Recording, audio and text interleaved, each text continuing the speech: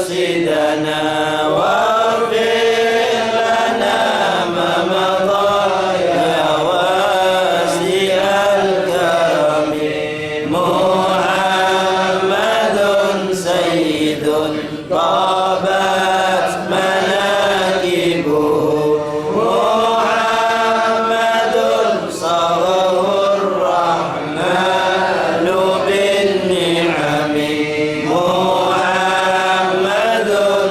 صفوة الباري وخيرته محمد طاهر من سائر التهم يا ربي بالمصطفى بلغ مقاصدنا واغفر لنا ما مضى يا واسع الكرم محمد ضاحك للضيف مكرمه محمد جروح والله لم يضم محمد طابت الدنيا ببعثته محمد جاء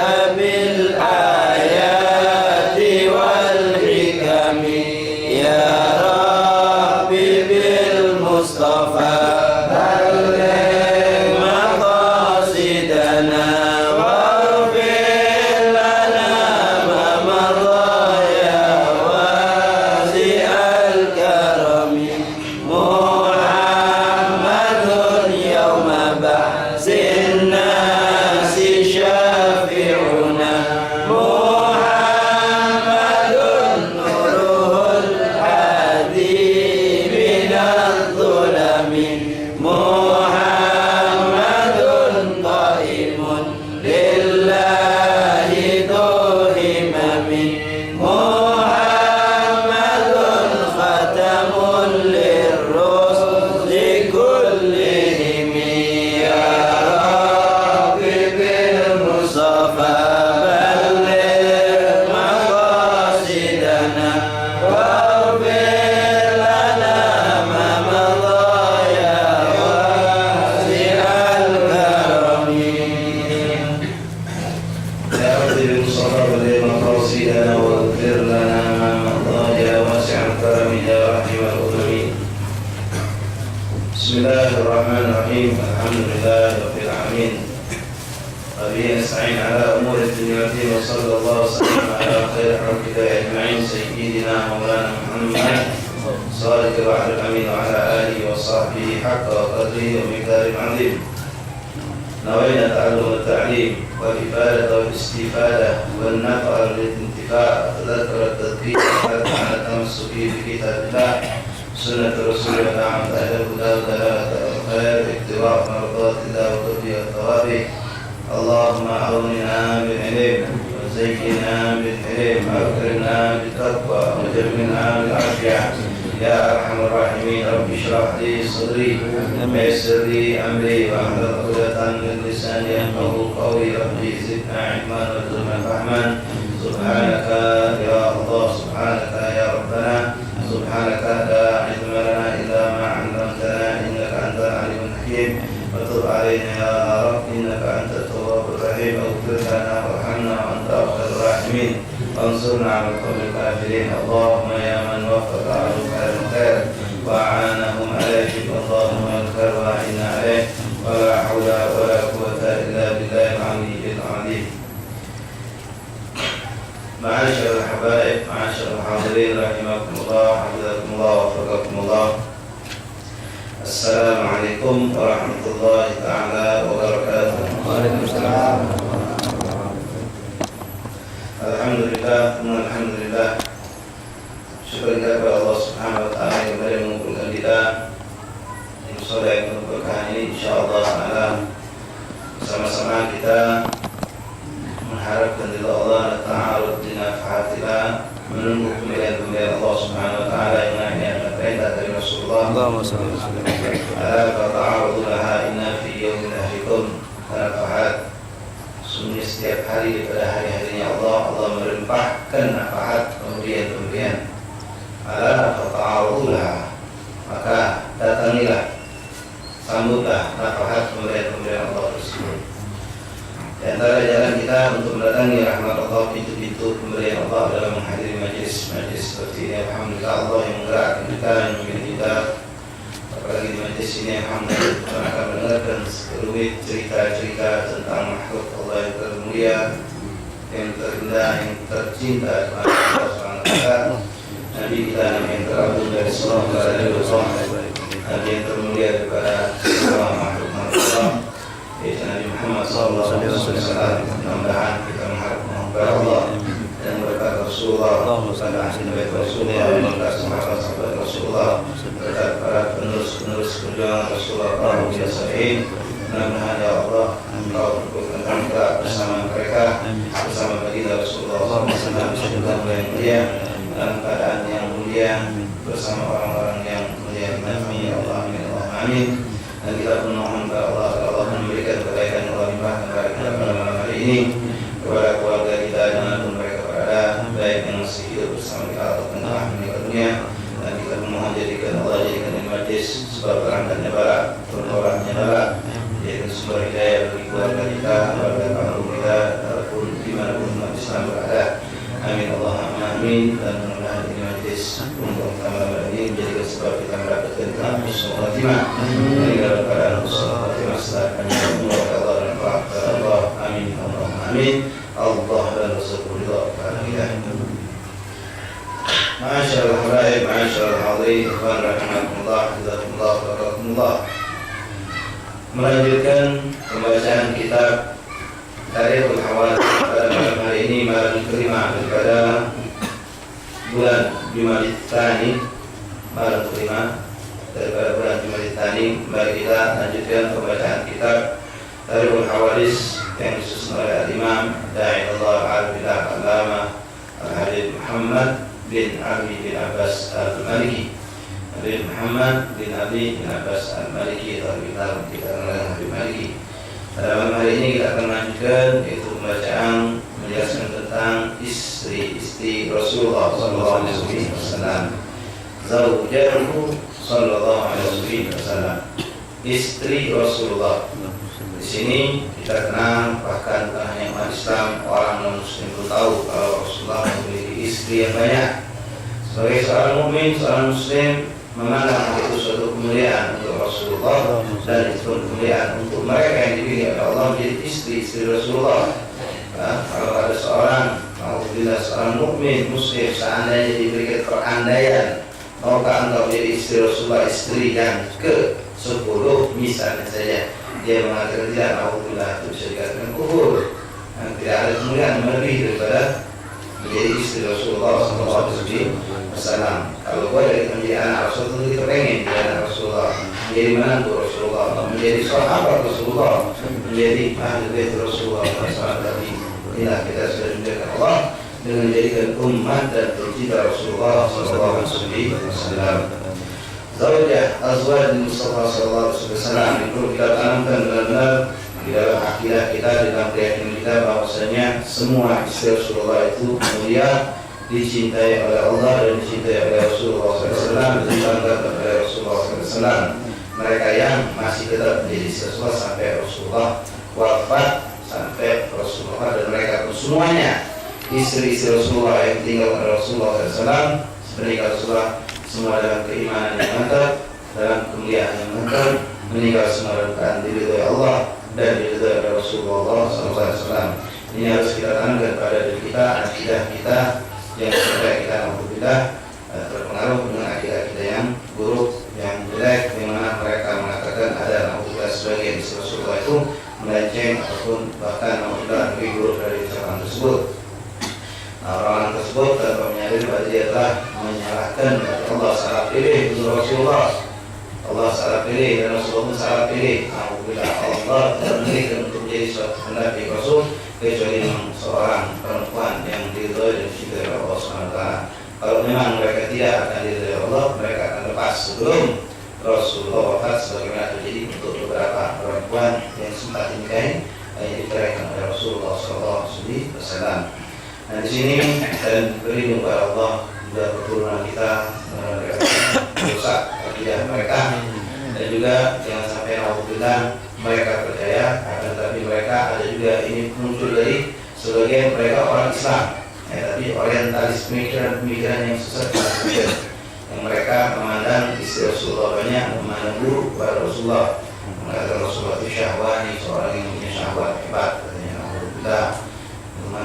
Tidak, maksudnya Rasulullah tidak menikahi istri jumlah yang banyak itu semuanya ada hikmah.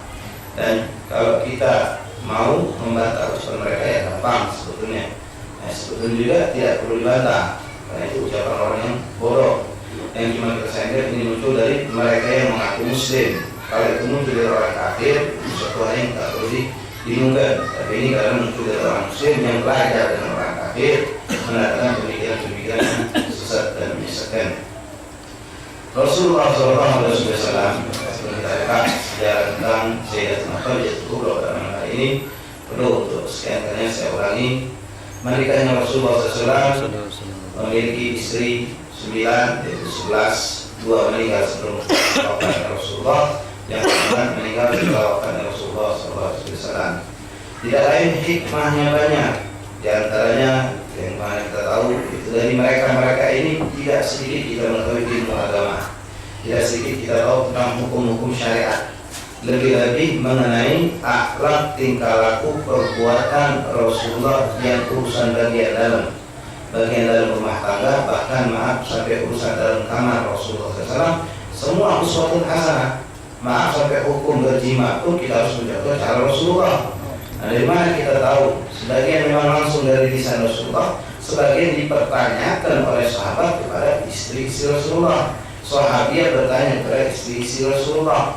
Dari mereka kita tahu mengenai mandi junub, mengenai begini, mengenai cara jima, yang mana yang diharamkan, yang mana dimakruhkan, apa yang dilakukan oleh Rasulullah SAW. Itu urusan dalam. Kalau beliau sebelum berjima, sebelum melakukan hubungan suami istri, sesudah berjima, bagaimana kalau beliau ingin melakukan kembali, itu semua tahu dari mana? Dari istri-istri Rasulullah SAW. Kemudian bagaimana tingkah laku Rasulullah, tidurnya Rasulullah, bagaimana Rasulullah memakai baju, bagaimana Rasulullah memakai pakaian, memakai sendal. Ada sebagian memang dilakukan oleh Rasul di luar rumah, tapi ada sebagian tidak dilakukan kecuali di dalam rumah. Nah, ini tahu dari mana? Dari istri-istri Rasulullah tersebut. Kemudian na'udzubillah, benar-benar suatu tuduhan tadi itu tidak benar. Tuduhan mereka demikian. Kalau kita mengatakan kalau memang Rasulullah SAW itu syahwani, tentu Rasulullah akan memilih dan dengan gampang itu bisa Rasulullah katakan semua istrinya bikir. Bikir itu artinya gadis. Ini faktanya enggak. Yang gadis cuma satu. Istri Rasulullah itu pun dipilih oleh Allah yang memilih. Ini Allah yang memilih dengan keyakinan kita, keyakinan ahli sunnah wal jamaah, keyakinan datuk-datuk kita menyatakan bahwa Sayyidatuna Aisyah radhiyallahu ta'ala Allah yang memilih langsung untuk Rasulullah. Allah yang memiliki langsung untuk Rasulullah SAW. Begitupun istri-istri Rasulullah, takdir Allah menentukan semua itu. Nah, ini pun satu yang gadis Rasulullah dipilihkan oleh Allah, bukan aku Rasulullah mencari-cari, enggak. Nah, dari 9 bahkan dari 11 istri Rasulullah itu satu cuma yang bikir, yang 10-nya semuanya janda. Satu lagi Maria Tunjiptia juga bikir, tapi itu istilah hamba saya tadinya. Nah, cuma si Aisyah yang bikir. Kemudian kalau kita lihat kehidupan Rasulullah SAW, buka sejarah, makanya kita tidak menuduh na'udzubillah dan kita akan membela Rasulullah sepanjang hidup Rasulullah. Kapan Rasulullah menikah istri-istrinya itu? Di Madinah. Di Makkah tidak ada yang Rasulullah nikah kecuali Sayyidah Khadijah Kubra. Kemudian ada juga 2 istri Rasulullah, termasuk Sayyidatuna Aisyah radhiyallahu anha, dan satu lagi Ummahatul Mukminin Sayyidatuna Zainab subhanallah. Zawwaja Rasulullah SAW Saudah binti Zam'ah. Saudah binti Zam'ah itu yang kedua dinikahi Rasulullah SAW. Beliau dinikahi Rasulullah cuma itu satu, yang Rasulullah masih di Madinah. Itu janda. Nah, Sayyidah Aisyah dinikahi di Madinah tapi berkumpul berumah tangga sama Rasulullah setelah di Madinah. Yang lainnya dinikahi Rasulullah di Madinah. Terus kita lihat Rasulullah di Madinah apa sudah masa kejayaan? Belum. Di situ masa-masa yang hebat Rasulullah lebih banyak, gencar berperang, gencar berdakwah. Hebat luar biasa Rasulullah. Untuk kalau kita buka nanti ada kita bakal buka satu persatu. Itu sebulan kadang-kadang 3-4 kali perang. Selama perang lebih 13 atau 12 tahun itu Rasulullah melakukan perang puluhan kali. Yang tidak dikira Rasulullah pun puluhan kali, 40 kali lebih Rasulullah itu perang. Yang tidak dikira Rasulullah pun demikian. Kalau kita hitung itu kurang lebih sebulan dirata-ratakan Rasulullah berperang 3 kali minimal. Belum Rasulullah ngajar, dakwah sana sini, macam-macam dia dakwah. Jangan kalau kita nengok, kalau kita nengok ada ustaz yang super aktif. Waktu masuk dakwah sana-sana macam di talim itu kita kenal dulu Habib Muhammad bin Salim bin Habib, abahnya Habib Umar bin Habib. Itu zaman beliau, bukan zaman ada kendaraan mewah motor, beliau dah punya. Itu sehari 17 majelis sehari. Kalau sekarang besar-besar mungkin ada yang hampir 17 majelis seminggu. Beliau sehari 17 majelis dia di sini.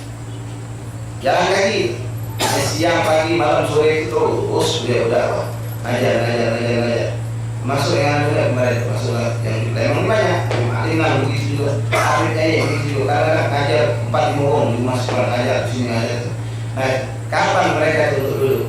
Sama anak dinikmati, jarang. Nah, Rasulullah itu untuk Rasulullah menikmati istri 9 begini, jauh sekali. Karena Rasulullah melihat keadaan mereka memenuhi apa yang Rasulullah mampu untuk penuhi untuk mereka, dan mereka pun ridho dengan apa yang Rasulullah perlakukan terhadap mereka. Hidup pun dengan hidup penuh kesusahan, penuh hidup dengan kepas-pasan, dengan kemewahan. Mereka hidup bersama Rasulullah, tetap tidak sering, tidak jarang kita ketika Rasulullah kadang lapar, mengetok pintu rumah istrinya 9, kalau ngomong tidak kasih makanan, sehingga Rasulullah 3 hari tidak makan dan jemput. Ini sering terjadi, kita dengar cerita seperti itu. Nah, ini mereka bukan dalam kenikmatan, bukan dalam keledatan, tapi mereka tidak lain benar-benar Rasulullah menikahi mereka rato-rato dalam keadaan janda. Suami mereka meninggal karena jihad bersama Rasulullah. Sebagian lagi mereka itu sudah janda, punya anak banyak pula, maka dikawini oleh Rasulullah. Tidak lain untuk merangkul mereka, melindungi mereka bukan dengan niat ma'udlah syahwat tadi. Nah, di sini juga perlu sedikit anak singgung, minta maaf mengenai sunnah zuat 4 diperbolehkan, itu 9, 10, 11 itu khusus ya Rasulullah. Nah, kalau diperbolehkan sunnah, jelas kita tahu seorang laki-laki untuk menikah lebih dari 1 itu kita tahu syaratnya. Hendaklah dia mampu, bukan mampu sekedar mampu nakai, adil, memberikan perhatian, kasih sayang, adil. Kalau dia tidak mampu adil, dia harus nanya, "Ridho tak? Aku tidak pacaran, bisa luang laki begini wo." Sikap dia memang sikap dia kata, sehingga dia hidup dia banyak diterima. Ridho tak istri Jakarta untuk tidak diberikan keseimbangan? Kalau ridho boleh, jadi jangan. Kalau tidak ridho tak pacaran, jangan nyoba dulu, berdosa. Berdosa. Bukan cuma yang penting anak lebih nafkah bukan hanya duit, nafkah batin, nafkah kasih sayang. Tempat bini itu kadang-kadang harus support, harus sedia masalah nak ngadu. Kemana dia? Nah, pada si suami banyak yang harus kita perhatikan. Dan di sini yang keluar dan jangan sekali-kali omongkan sama bini atau sama anak kita atau diri kita pribadi. Jangan sekali-kali, ini sering terjadi. Betina kalau ngomong, "Ayo anak maaf deh, kalau laki aku kawin lagi kalau tidak cerit." Nah, tidak boleh ngomong macam itu. Seakan-akan dia membenci sunnah Rasulullah. Tidak boleh ngomong macam itu. Pendam dalam mulut tak usah diucapkan ngomong macam itu. Kita tidak tahu berapa banyak yang wali-wali besar itu dari bini ketiga, dari bini kedua, kadang-kadang mereka muncul. Tak boleh, kita juga ya, aku dia macam-macam. Kalau ada menantu aku nak kawin lebih dari situ, nak menduakan aku, usul ceria aku. Tak boleh ngomong macam itu. Bang kawin dua, kawin kalau dia memang dia tidak mendolimi anak kita, dia sanggup untuk adil, bismillah, sah. Memang itu dibolehkan dalam agama. Dibolehkan dalam agama. Jadi tak boleh kita ngomong macam itu. Kadang-kadang ada, bukan berarti aja biar kita tahu baik, jangan sampai kita tak sadar, kita menjelekkan atau membenci sunnah Rasul. Ini kadang-kadang dari kita lanang juga macam itu. Ketika anak kita tadi itu ada ngomong macam lagi kelakar, air kelana tak kasih cerita nak ngawin lagi menantu anak binian apa anak-anak di luar ke, kita gocok sama menantu. Kalau tidak tinggal ke anak mana boleh ngomong macam itu. Kita tanya kalau terjadi tanya sanggup tak kau ngomong benar. Kalau dia sanggup tidak malaikat, ya sudah itu Allah, itu sudah syariat yang menentukan demikian. Kita terima. Jadi yang nak melakukan itu harus punya pemikiran matang, pelajari benar-benar hukumnya. Sanggup dah. Kapan tak adil kalau tidak sanggup adil bukan adil menunjuk akal, itu adil bukan adil bahwa kita cukup sikap, jadilah itu terbunyi kita aktifkan, kita menunjukkan yang sikap. Jangan tadi kita ngurusi ikuti hawa nafsu, yang ikuti nafsu itu tidak boleh. Ada hukumnya, kawin itu adakah hukumnya wajib, adakah hukumnya sunnah, adakah hukumnya makruh, adakah hukumnya mubah, adakah hukumnya haram. Sekarang model misal contoh ada orang dia mudik harus tempat mana. Di sana daerah di tempat tinggal itu sumber maksiatnya hebat. Kalau dia tidak kawin dengan cara halal, dia bakal terjadi segala maksiat. Yang hari di sini kentang. Kalau kau dari aku tak ingin, tak ada urusan sebenarnya. Kau kan meminta yang ngomongkan harus ada isi dari dia bertemu sebetulnya tak ada urusan. Tapi apabila dia lakinya berzina, melakukan yang haram, dia tinggal di tempat gawe, tempat yang na'udzubillah misalnya, tempat yang banyak godaannya. Oleh zaman sekarang, dia bakal tergoda dengan maksiat misalnya. Yang ini akan tenang, tak boleh kalau menghalangi mati-matian. Dengan dia bakal terjerumus maksiatan, apa ke halal maksudnya. Nah jangan, kalau memang dia benar pacar, yang penting kita urus cari kawin itu cara kawin yang benar, kawin yang sah, kawin yang diridhoi Allah, tanggung jawab sama bini ini, tanggung jawab sama bini ini. Adil, tapi kan bismillah, penting laki itu sama. Apa kita itu punya laki itu kan mau tidak, seperti itu lebih berat, lebih buruk dimana dari penzina yang masih bujangan. Karena itu zani muhsan namanya. Zani muhsan itu dalam hukum fikih kalau dia kausan, kelaparan, ada banyak, tak boleh kita juga dia betul. Kalau kita masih utuh untuk berwudu, banyak sedikit cukup untuk wudu. Kita juga dia adalah kita yang mudah sah yang mungkin. Talak itu saya mati dia lah. Itu zani muhsan. Dan hukumnya tidak seperti orang yang zani biasa. Zani biasa mau udah mikabah ya. Tapi zani muhsan lebih buruk lagi. Hukumannya bukan semacam itu ya. Nah, jadi kita jangan terlalu egois atau menutup nafsu. Ada hukum syariat jalan, tapi sesuai dengan etika atau adat yang ditentukan oleh syariat. Ini cuma karena sering ini terjadi omongan macam ini. Yang itu ingat bukan berarti nganjur ke yang sembarang urusan fatal, tanggung jawab daripada Allah, tanggung jawab daripada Rasulullah SAW. Apalagi kakek, kemudian kamu ini sunnah Rasul. Karena ini sering terjadi di kalau kita, kamu sunnah yang banyak, kamu nggak sunnah ini ya. Omongan macam itu tidak usah, tak perlu kita bagus semua macam itu. La ilaha illallah, astagfirullah, la haula wala quwwata illa billahil aliyyil azim. Masyaallah, rahimahullah, rahimahullah. Zawjatul Mustafa SAW, istri Rasulullah SAW. Terutama zawjatuhu a'zamuhun wa afdaluhun wa akramuhun wa atmamuhun. Paling bagus, paling mulia, paling segala-galanya daripada sekian banyak istri Rasulullah, yaitu Sayyidatuna Khubabah Khadijatul Kubra. Sayyidatuna Khadijah binti Khuwailid radhiyallahu anha. Nah inilah yang paling cinta dari Rasulullah SAW, paling dimuliakan oleh Rasulullah SAW dari segala macam istri-istri beliau. Nah, memang ada dalam hadis dan ini jangan dipungkiri dari sini. Alhamdulillah, di sini hadis yang sahih. Rasulullah memang pernah bilang, ahadun nisa, ahadun nas ilayya Aisyah wa minal rijal abuha. Memang Rasulullah pernah ngomong itu.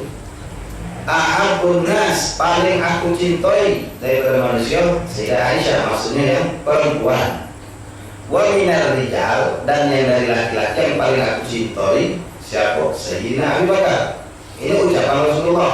Nah, maka dengan Sayyidah Khadijah, lalu mengatakan itu diucapkan oleh Rasulullah setelah wafat Sayyidah Khadijah, setelah dia menikahi Sayyidah Aisyah. Waktu ada Sayyidah Khadijah, Rasul belum menikah dengan Sayyidah Aisyah. Ucapan ini keluar setelah beliau Sayyidah Khadijah meninggal, saudaramu Sayyidah Aisyah sudah jadi istri Rasulullah.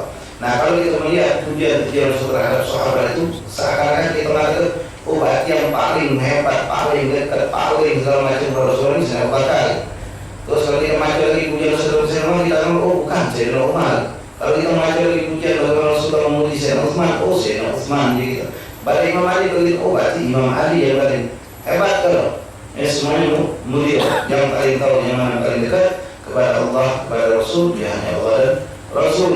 Cuma kita memandang dari segi apanya doanya daripada banyak ucapan-ucapan sahabat, pengakuan para sahabat, bagaimana sikap mereka gitu, mereka kepada Rasul. Rasulullah, maka ahli sunnah wal jamaah, ahli sunnah wal jamaah, madhab ahli sunnah wal jamaah mengatakan afdal sahabat Sayyidina Ali Bakar Siddiq radhiyallahu anhu, kemudian Sayyidina Umar, kemudian Sayyidina Utsman, kemudian Sayyidina Ali. Untuk Sayyidina Utsman dan Sayyidina Ali itu ada khilaf ulama, sebenarnya mengatakan Sayyidina Ali nomor 3, Sayyidina Utsman nomor 4. Nah ini menurut madhab ahli sunnah wal jamaah. Kalau ada yang ada orang lebih demen sama Sayyidina Umar, karena itu orang yang jagoan. Sayyidina Umar itu jagoan hebat dan nomor 1 bagian, silakan. Tapi jangan paksa orang lain, jangan nyala orang lain yang juga sama nomor 1. Mereka itu benar kan? Imam Ali itu masuk ayat, itu aku, itu kakekku, jadi buyutku Imam Ali itu yang ngabainmu. Aku paling kita memang silakan, tidak apa-apa. Tapi jangan merendahkan yang lain. Kalau merendahkan lain itu yang salah, tidak boleh sampai menghinakan yang lain, memburukkan itu tidak benar. Nah, cinta yang lain silakan. Nah, orang yang punya pendapat macam dari ahli sunnah yang mengatakan mereka meletakkan Sayyidina Abu Bakar nomor 1, Sayyidina Umar nomor 2, itu pendapat ulama tersebut. Kita belok dalam mereka jangan dijanji, jangan dihina. Tidak boleh, itu tidak boleh. Maka di sini perlu diketahui harus sampaikan Syiah yang ada di Yaman itu beda dengan Syiah yang ada di sini. Syiah yang di sini saya lihat mereka itu yang banyak kadang-kadang mencaci sahabat-sahabat lain, Umar, Abu Bakar, habis mereka. Kalau di Yaman ada juga Syiah Zaidiyah, itu beda. Jangan baca itu, jangan tertipu. Beda sama sekali mereka. Kalau kata di Yaman juga ada Syiah, iya ada memang beda Syiahnya. Habaib di sana sama orang-orang Zaidiyah ini jalan bareng. Kenapa? Karena mereka memuliakan seluruh sahabat. Memang mereka melebihkan kecintaan kepada Imam Ali radhiyallahu anhu Zaidiyah. Tapi mereka tidak pernah sekali menjadi Sayyidina Abu Bakar, wala Umar, wala Utsman, wala ghairuhum min ashabil Rasul. Apalagi untuk menistakan menjadi Sayyidatina Aisyah radhiyallahu anha. Dan mereka tidak pernah sekali mengatakan bahwasanya ada sikap hukum Al-Quran itu sah ataupun tambahan atau kurangan. Tidak pernah sama sekali. Beda jauh sama yang ada di sini. Kalau di sini banyak buruknya, banyak salahnya. Tidak bisa disahkan. Kalau mereka dekati lagi dendam, dekati benci, dekati hege, dekati fitnah, itu berarti mereka buat Syiah. Sunnah wal jamaah. Selagi masih ada dendam, hege itu lagi. Tadi kalau mereka terusin ya, artinya mereka dekati dendam, dekati nabi sahabat, dekati apa, mencintai Sayyidina Aisyah, istri Rasulullah, itu berarti mereka buat Syiah lagi sudah. Minna sunnah wal jamaah. Jadi hati-hati jangan sampai kita menjadi istri Rasulullah. Mereka itu ummahatul mukminin. Al-Quran mengatakan mereka itu ibu daripada setiap mukmin. Ibu maksudnya derajatnya. Kalau ibu memang harus dicintai, harus dimuliakan, harus dihormati. Jangan sekali-sekali sakiti, jangan dicaci apalagi. Apalagi menfitnahnya, jangan sampai naudzubillah. Baik, Sayyidatina Khadijah Kubra, Khadijah bin Khuwailid, beliau hidup bersama Rasulullah SAW dari Rasulullah berumur 25 tahun sampai menjelang hijrah 3 tahun beliau meninggal dunia. Qabla wahyi 15 sana wa ba'dahu ila ma qabla hijrah di 3 sinin wa mata indahu. Sayyidatina Khadijah Kubra, beliau meninggal semasa hidup bersama Rasulullah di tahun yang dikenal dengan nama tahun itu Amul Hazn, tahun yang menyedihkan bagi Rasulullah. Kenapa pada tahun itu 2 orang yang sangat dicintai oleh Rasulullah, pembela mati Rasul, meninggal dalam waktu 1 minggu, dalam waktu yang sangat berdekatan. Yaitu Sayyidatina Khadijah dan paman Rasulullah Abi Thalib, ayah dari Imam Ali dan Abi Thalib yang benar-benar mati membela Rasulullah. Sayyidatina Khadijah Kubra menikah bersama Rasulullah SAW. Saat itu beliau sudah dalam keadaan armalah, janda.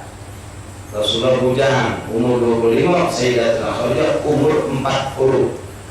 Nah ini juga karena ada mulut-mulut pengetahuan intinya yang begitu mudah. Tak usah cuma dia, tak usah urusan gua nak kawin sama mulut itu setahun 2 tahun 3 tahun. Sudah Rasulullah pun lakukan. Untuk itu Rasulullah lain lah. Kalau mulut terdiam lah. Kau nak kawin sama umur 40 dapat umur 14 tahun, sudah itu bagian dari ketentuan Allah. Tak usah nak dijadikan bahan manusia. Atau sebaliknya pun jangan kita nak mengutur. Qadarullah masya Allah yang menentukan segala sesuatu.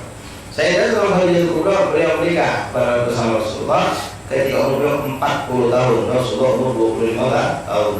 Beliau sebelumnya pernah menikah dengan seorang laki-laki yang bernama suami beliau tersebut Abu Hala bin Zurarah At-Tamimi. Beliau mendapatkan 2 orang anak daripada suami beliau yang pertama, yaitu pertama namanya Sifat Halah, Sifat Hindun.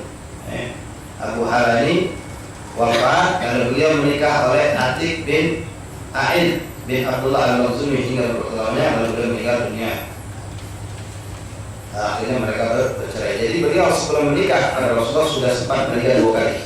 Sayyidatina Khadijah Kubra yang menikah dengan Abu Hala dengan setelah Abi Atik tadi 2 kali. Dari suami yang pertama mendapatkan 2 anak, Halah sama Hindun tadi. Yang kemudian dari yang suami kedua itu dia lepas terus sampai keturunan. Beliau adalah perempuan saudagar yang kaya, tapi mulia, disegani. Walaupun dia dari saudagar, kaya, mulia, jahil, disegani oleh orang Arab. Keturunannya yang keturunan orang mulia, beliau pun mempunyai harga diri. Mempunyai harga diri, tidak gampang-gampang guna oleh beliau. Walaupun beliau saudagar kaya, beliau bukan beliau keluar ke sana sini jualan, bukan beliau suka sana sini dagang menawarkan. Beliau punya pembantu yang beliau percaya untuk berdagang. Banyak orang ngambil barang sama beliau berdagang. Nah, sampailah saat itu beliau radhiyallahu anhu sebagai seorang perempuan masih mengharapkan beliau seorang pedagang, beliau seorang yang masya Allah, orang yang cerdas, pandai, punya kedudukannya, membutuhkan seorang pendamping, membutuhkan seorang suami. Beliau mencari, beliau pun tertarik dengan kepribadian Rasulullah SAW. Yang mana tak pernah sepanjang dia mendengar tentang Rasul kecuali bagus pula. Tak pernah mendengar sesuatu pun celah sedikit pun ada pada diri Rasulullah SAW. Makanya beliau meminta kepada sahibnya yang dekat untuk menjadi dalam ceritanya. Bagaimana dalam kitab dia tentang Sayyidah Khadijah Kubra itu menceritakan ada macam-macamnya. Ada macam-macam, ada yang menjadi perantara antara Rasulullah dengan Sayyidah Khadijah.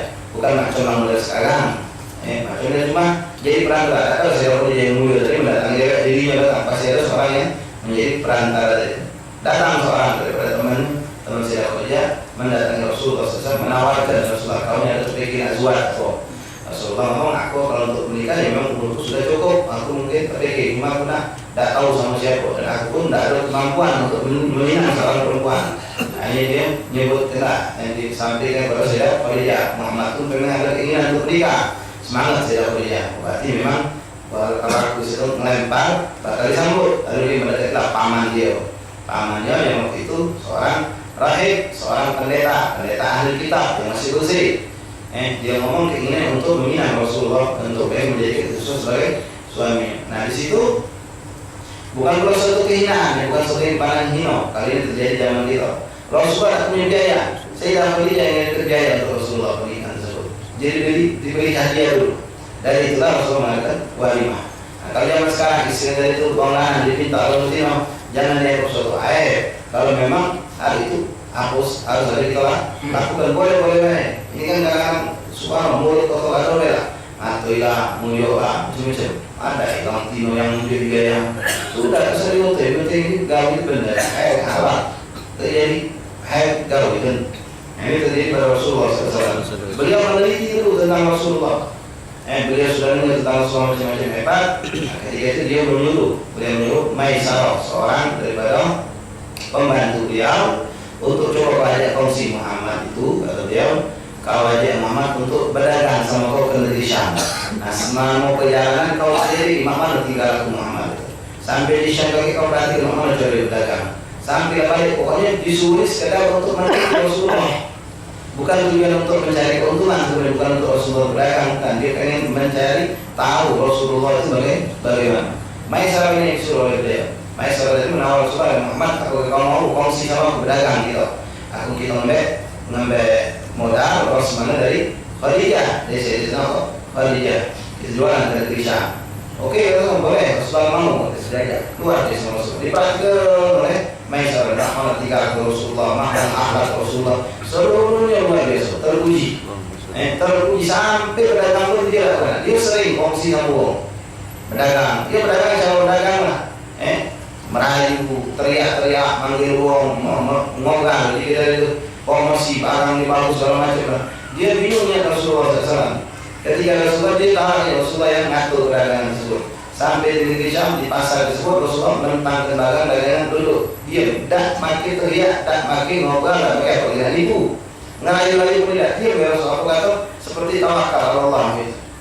Dia bingungnya amat, jingoknya. Tapi anehnya orang datang, jingok barang itu tidak banyak nawar-nawar. Nembek juga berapa kalau sekian Rasulullah tidak nembek orang banyak.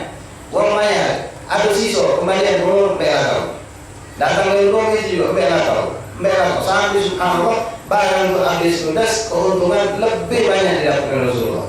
Sama misalnya tahun dari misalnya kalau jatuh 1 juta ini 1.500.000. Galau-galaunya diserah kalau Rasul baru saya dapat dia. Iya kalau kita kan balik ke itu aslinya ini kan nyata gitu. Ini saking jujurnya Rasulullah yang membuat saya dapat lebih terpikat kepada Rasulullah. Jujurnya lebih itu galau dan sekali kepada saya dapat dia.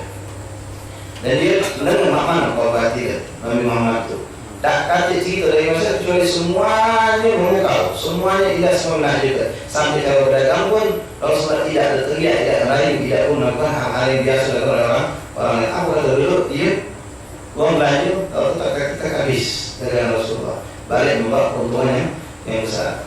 Itu diantara yang membuat dia semakin terpikat kepada Rasulullah SAW. Sampailah jadilah teringat dia mendatangi pamannya, lalu pamannya mendatangilah kakek Rasulullah, mendatangi paman Rasulullah SAW. Ayat beriman ditambah menjadi pengasuh Rasulullah SAW. Lalu disepakatilah untuk pernikahan tersebut sampai Rasulullah SAW menikah bersama Sayyidina Rasulullah SAW berumur 20 tahun. Dari situlah kemarin sudah kita jelaskan lahirlah anak-anak Rasulullah, Gusif, Abdullah, Bayyib, Sayyidatuna Zainab, Sayyidatuna Ruqayyah, Ummu Kulthum, Sayyidatuna Ubabah, Fatimah, Zahra, Al-Batul. Itu di satu Ibrahim yang pada Sayyidah Khadijah tertulis dia. Nah sampai beliau Rasulullah SAW banyak sekali hebat beliau perjuangan sama Rasulullah. Tak kala Rasulullah SAW diangkat menjadi Nabi, ketika Rasulullah SAW pergi ke gua Hira, beliau untuk mendapatkan di situ memang Rasulullah semenjak sebelum mendapatkan wahyu dari Allah itu senang berkhalwat, berkhalwat di situ. Maka kalau kita punya ibadahnya Rasulullah, ibadahnya mengikuti cara milat Ibrahim. Dia lebih banyak dengan cara tafakur. Ibadahnya lebih banyak dengan cara tafakur kepada Allah. Sampai ada datang malaikat Jibril. Ketika datang malaikat Jibril, ceritanya kita semua tahu. Cerita Al-Quran, Rasulullah kapus ketakutan balik ke rumah, kedinginan, ketakutan, datiruni, zamiluni, Rasulullah. Sering menjatuh ayat itu, sering menjatuh kedinginan.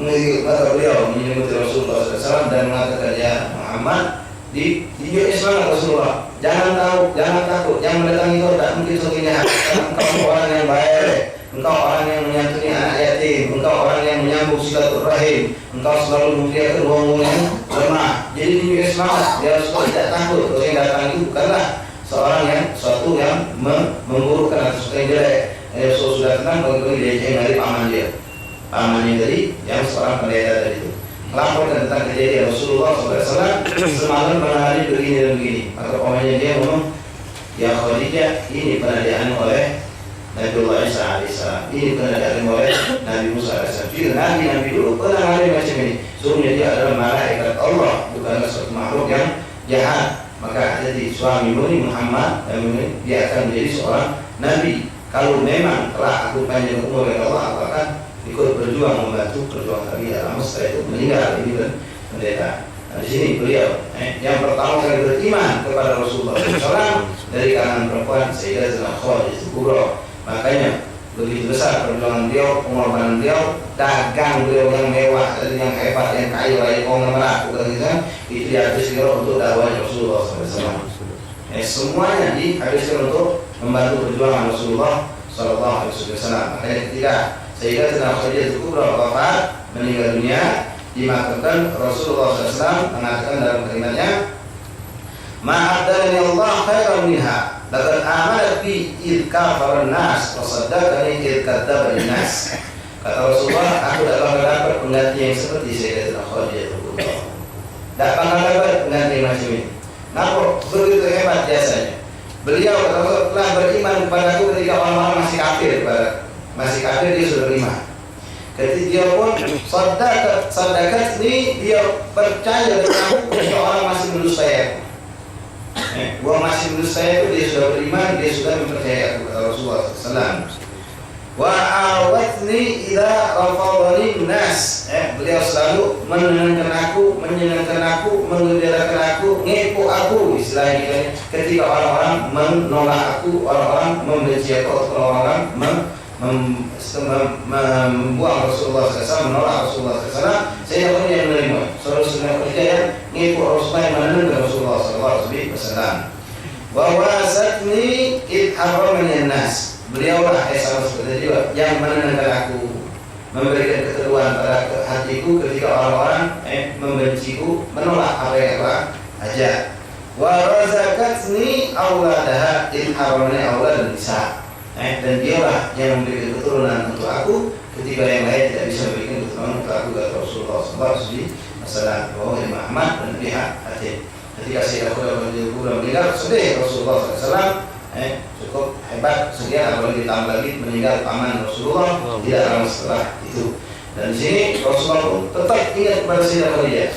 Setiap Rasul dapat makanan, dapat kambing, dapat apa, kalau motong, kalau nyembelih, Rasul pesan sama kawan jangan lupa dia kesimpulan kawannya Khadijah, simpulan kali.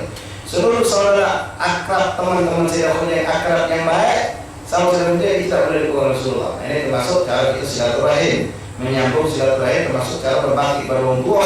Kalau waktu kita sudah meninggal, kawan akrab kabar kita, kawan akrab kita terus sambung, beliau hadiah, kunjungi kalau dia sakit, kita dekati mereka. Sebagaimana Rasulullah melakukan terhadap sahih-sahih teman-teman Sayyidatina Khadijah Kubra. Jadi kalau ada apa sampai karena Sayyidah Aisyah itu cemburu, Sayyidah Aisyah itu pernah orang pencemburu.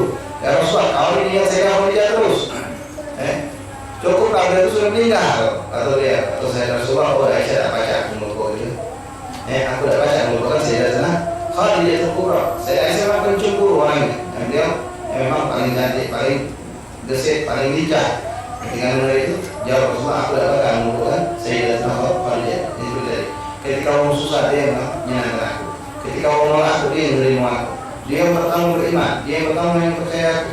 Dia yang segala macam mengorbankan artinya untuk aku. Jadi ketika meninggal selalu dia mengenang memberikan daripada apa-apa yang pernah beliau berikan di masa Rasul, di masa Sayyidah kepada teman-teman dekat Sayyidah Kubra.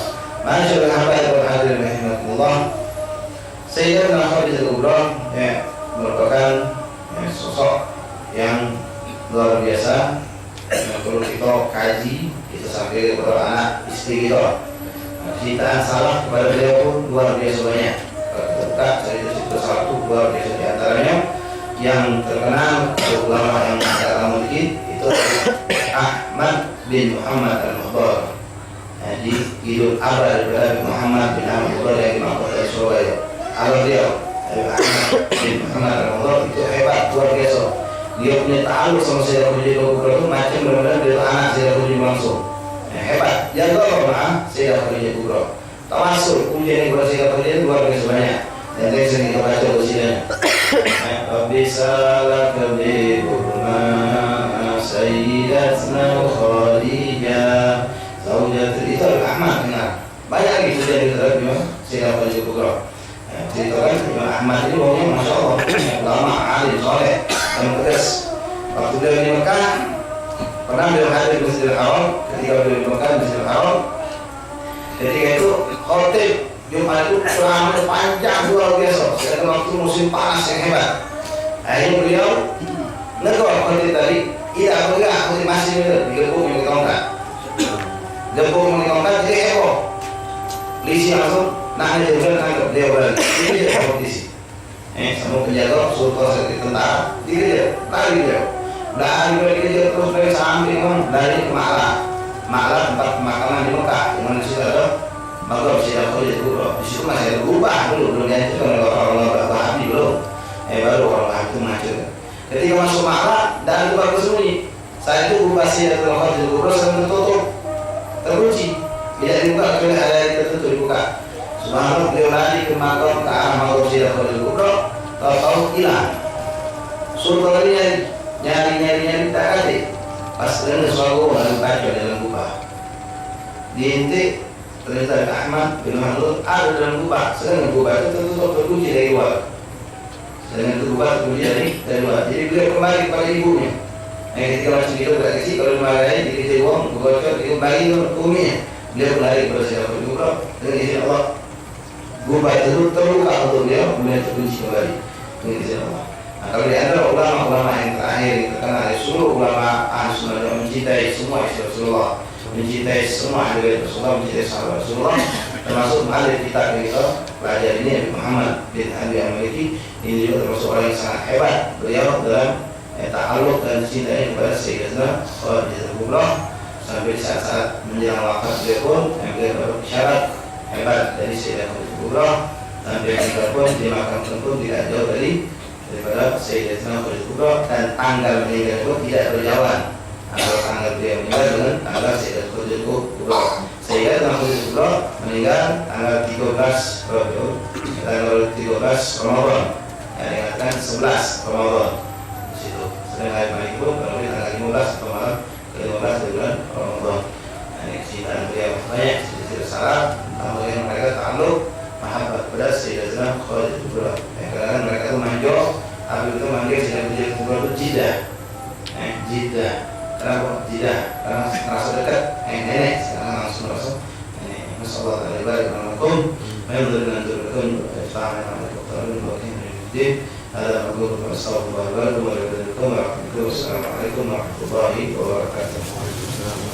Bismillahirrahmanirrahim. Alhamdulillahirabbil alamin. Allahumma shalli wa sallim ala sayyidina Muhammad wa ala ali sayyidina Muhammad. Ya Rabbana tarafna bi annana tarafna wa annana ashrafna ala ashrafna la tub alaina tawbah tasir kulli hawba wasur lana al-awrat wa amin al-awat waghfir liwalidina rabbi wa mauludina wal ahli wal ihwani wa sa'ir al-hilani wa kullu dhi mahabba aw jiratin aw suhba wal muslimina ajma'a amin ya rabbi asma fadhal wajudan manna la bikisabin minna bil mustafa rasulina wa bi kulli suri salla wa salam rabbi alaihi hajjal habbi wa alihi wa sahbihi idara tasisubi walhamdulillahi fil barri wa tanahi agar kabul kul bihaqqa min